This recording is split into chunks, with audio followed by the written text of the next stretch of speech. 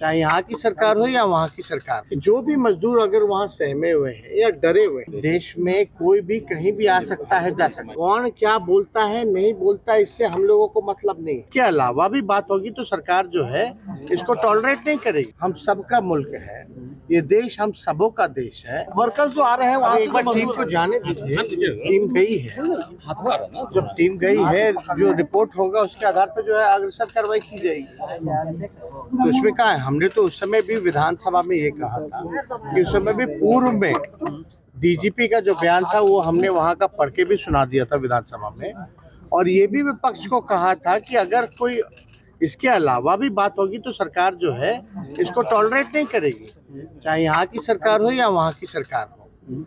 तो जो बातें उठी थी तो हमने बोला भी था कि कोई डिटेल होगा तो आप उपलब्ध करा दीजिएगा। विजय चौधरी जी ने भी कहा था और माननीय मुख्यमंत्री जी ने इसको देखते हुए टीम भेज भी दिया है। तो हम लोग तो इस मामले को अगर कोई बात है इस तरह की तो हम लोग, क्योंकि 2-4 न्यूज़ चैनलों में देख रहे हैं, कुछ मजदूरों का जो बयान है वो देख रहे हैं कि भाई रेलवे स्टेशन के बाहर जो बातें आ रही है, तो इसमें सरकार गंभीर है तभी तो टीम भेजा गया है। दूसरी बात, एक अखबार है उसमें बीजेपी के जो प्रदेश अध्यक्ष हैं उनका जो है बयान जो है वो छपा है, उनका बयान जो है वो छपा है।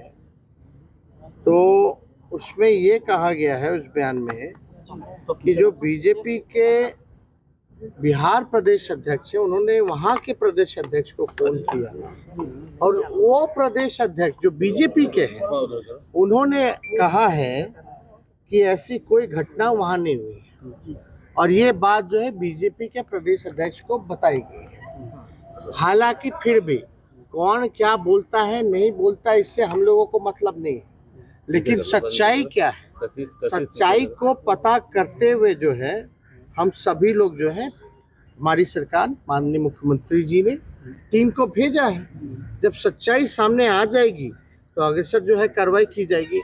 और साथ ही साथ हम लोगों के सरकार के बात करने का ये फल निकला कि जो भी मजदूर अगर वहाँ सहमे हुए हैं या डरे हुए हैं तो 2 जिलों का जो जिलाधिकारी हैं उन्होंने 5-6 नंबर जो है वो उपलब्ध करा रखे हैं।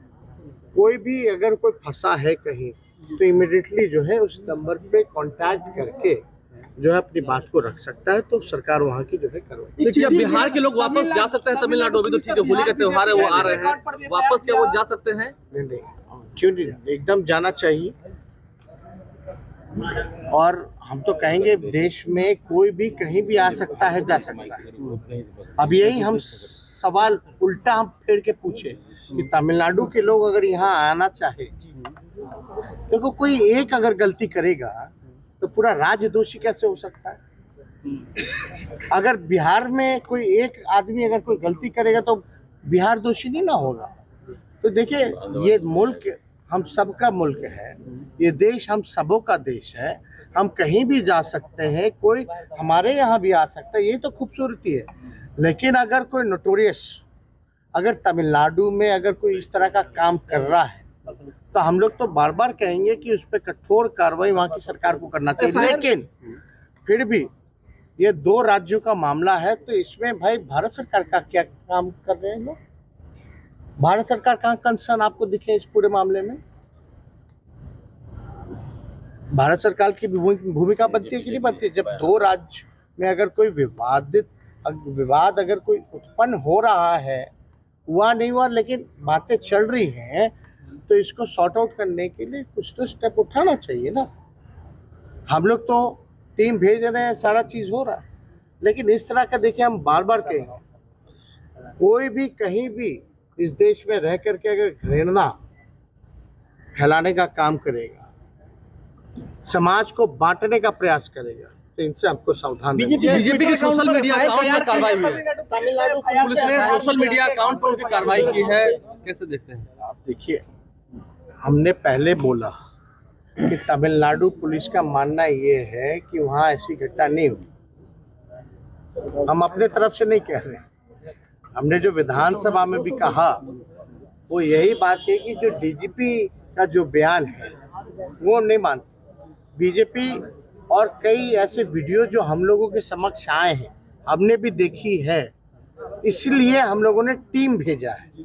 तो हम लोगों ने टीम भेजा है कि भाई सच क्या है इसकी हम लोग जानकारी प्राप्त कर लें, और अगर केस हुआ है, कोई मुकदमा अगर FIR हुआ है ट्विटर अकाउंट पर, तो बीजेपी को उसका जवाब देना चाहिए। तो इसमें अगर सच्चाई है तो उसमें कोई दिक्कत वाली तो बात नहीं।